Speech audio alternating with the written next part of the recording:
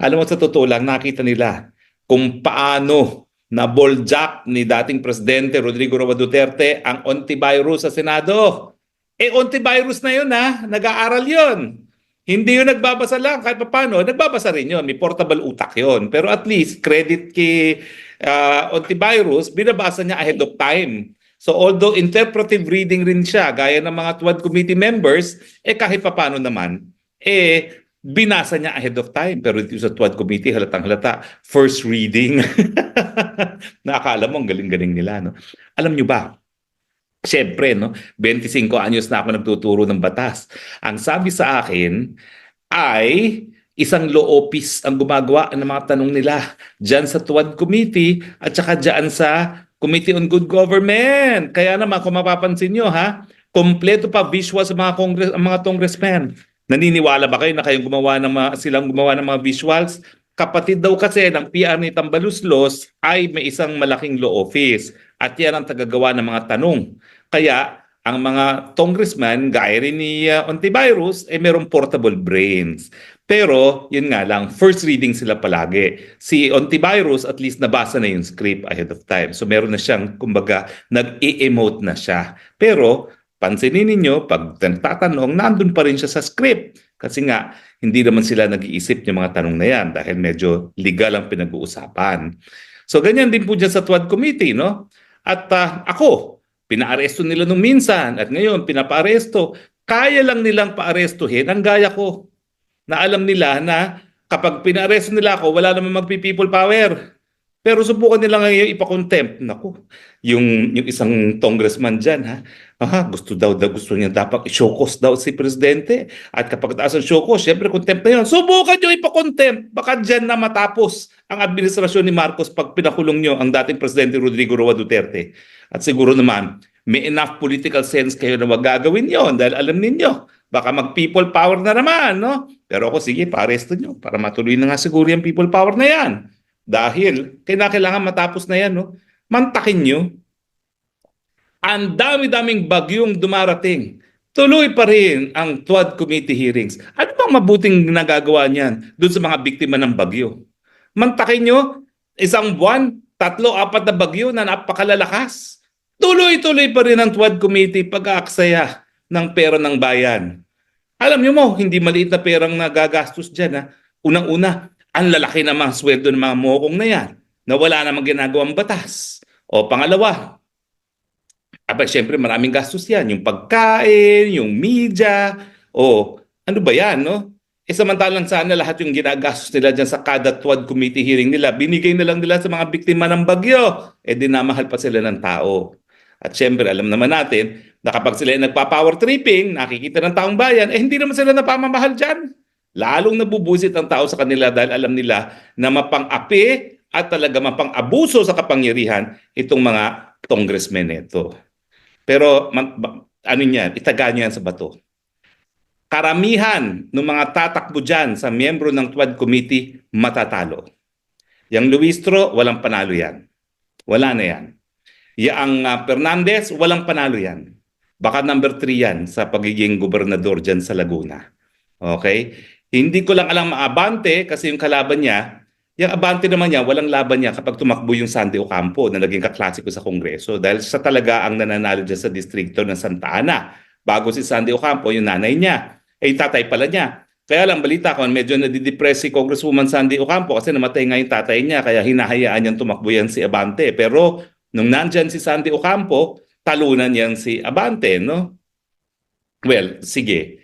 Ibigay na natin yung sa Antipolo na talaga namang mananalo siya kasi sila ay kaalyado ng Puno at saka ng mga Inyares, no? So anyway, sige, mananalo naman yung taga Antipolo, no? Pero barbers, may tulog yan. Although hindi siya tatakbo, yung misis niya, may tulog yan. Dahil talaga namang matindi ang laban ng matugas at saka ng barbers. Mantakin mong ikaw ay maging anti-Duterte sa Mindanao. Sinong susuporta sa'yo? Isang punta lang dyan ng mga Duterte sa probinsya ni Barber para sabihin, huwag niyong iboboto ang taksil sa mga taga Mindanao. Talo na yan. So, enjoy your remaining term while you can.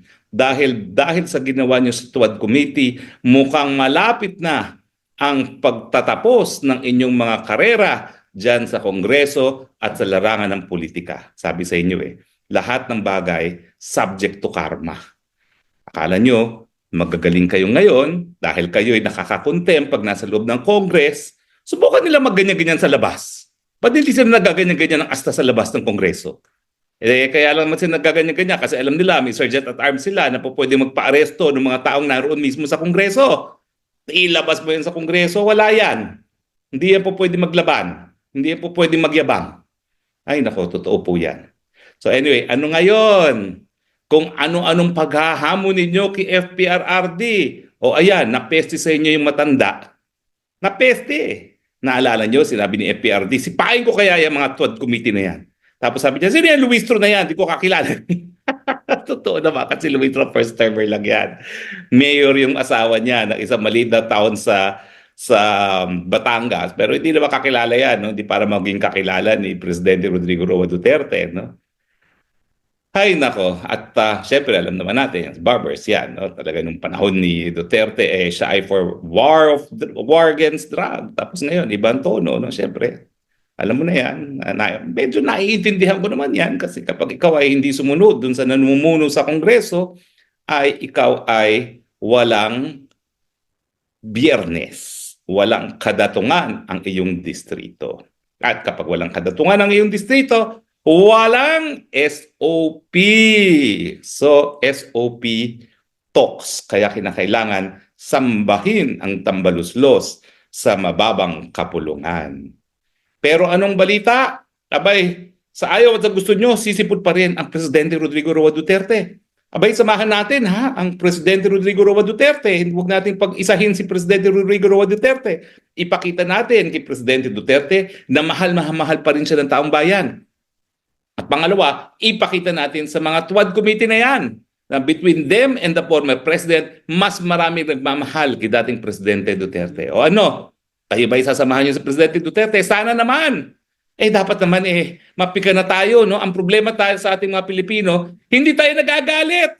Kita nyo nga yan, kawawang-kawawa yung mga biktima ng bagyo. Abay, walang nagagalit. Sa Espanya, di ba, dun sa ating huling spokes hour, binabato ng putik sa galit ang mga hari ng reyna dahil siya ang simbolo ng soberenya ng bansang Espanya. Pero tayo walang nagagalit. Bibigyan ng konting ayuda, nagpapasalamat pa na parang nanggaling sa mga bulsa ng politiko. Galing din naman yan sa ating mga buwis. Galing din yan sa ating sikap at ating mga luha, lalong-lalo na yung sakripisyo ng mga OFWs.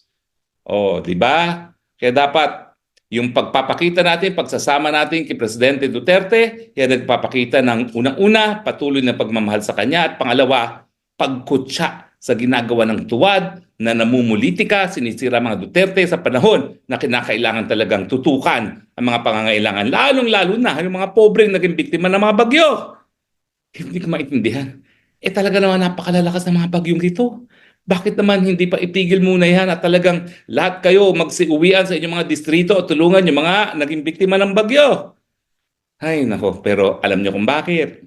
Well, kasi meron akong source na napakinggan talaga ang dalawang miyembro ng congressman na kada birada nila kay Duterte at sa kanilang aliado ni Duterte, may bayad. At ang usapan nga doon sa narinig ng source ko, nakuha mo ba yun sa'yo? Magkano ba yun sa'yo? Depende sa banat, yun ang makukuha mo. Anywhere from 1 to 10 million ang bayad. Sino ba ang nagbabayad niyan? Saan ba nanggagaling ang pera na yan? Hindi naman yan galing sa personal na pera ng tambaluslos. Galing din yan sa taong bayan. Mantakin nyo, ginagamit yung sana pera para sa flood control para banatan ang mga Dutertes at ang kanilang mga kaalyado dyan mismo sa Tuwad Committee. Totoo po yan, ha? Meron po talaga akong nakarinig sa kanilang pag-uusap habang sila'y nasa banyo. Di nila alam na may tao dun sa cubicle na nakikinig. Sa takdang panahon, ilalabas po natin yan. Pag meron naman talagang takdang panahon sa lahat, antayin po natin yan. Hindi naman forever yung pagiging makapangyarihan.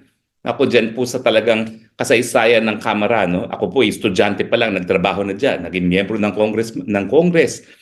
At ngayon, naging biktima ng pang-aapi ng mga kongresista. Wala pong nagtatagal dyan. Wala po talaga. Miski po yung mga dynasty na akala nila na forever and ever sila, wala pong forever. Natatapos po lahat yan. At pag natapos po yan, meron talagang katarungan na mangyayari. So antayin natin yan. Huwag kayong lasing sa kapangyarihan dahil hindi po yan forever. Pero ngayon, ang pagkasunduan natin, samahan natin ang dating Presidente Rodrigo Roa Duterte sa Kongreso dahil yan ay mensahe.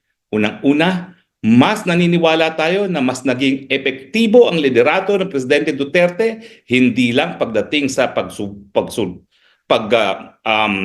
resolba ng problema ng peace and order, kung hindi, mas mabuti ang naging buhay ng mga taong bayan ng mga panahon ni Duterte. Talaga namang hinahangaan yung ating paglago ng ekonomiya ng panahon ni Duterte. O, di ba? At yun nga, pati airport natin, most improved. Ngayon, the worst airport. Hindi ko pa napag-uusapan yan. No? Pero matagal ko na binabati ko yung mga nasa DOTR. Ano ba naman yan? Ayan na, lumabas na. We are the worst airport! Ano bang gagawin natin? Bakit nandiyan pa rin nakaupo mga taga-DOTR? Para bagang the worst the airport becomes, the more secure the people in DOTR become in their offices. Weird, only in the Philippines talaga.